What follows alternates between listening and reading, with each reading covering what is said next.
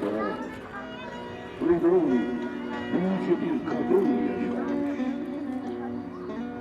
Aşktan anlamayan taş kalpleri büyüler kara sevdalı. Yüreğimde yenildiğin acısı düştüm şeytanların yoluna. Az gittim. Derken bir akşamüstü vardım büyücünün mağarasına. Büyücü döndü baktı bana. Dedim büyücü, bir halden anlamaza düştüm. Öyle bir büyü yap, öyle bir büyü yap ki anlasam sevmenin nesne olduğunu.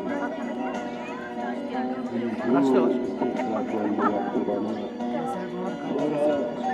Sonra iki yürek oydu iki taştan, götürdü, attı kan kuyuya.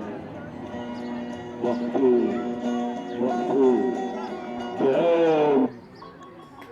gel diye bağırdı.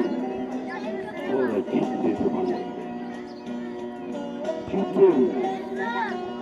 Aradan 3 gün mü desem, 3 ay mı desem, 3 vakit geçti. Bir akşam ansızın çalındı kapım. Açtım, Allah'ım beni göreyim. O halden anlamayan deli dolu kız nedenlere düşmüştü yarabbim.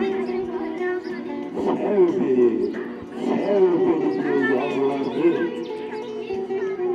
Git dedim git, biraz daha sen öğren sevmenin ne demek olduğunu. Yalan dostlarım yalan, ortada ne büyü var ne büyücü. Ben kendim uydurdum bu yaşamın bu işi.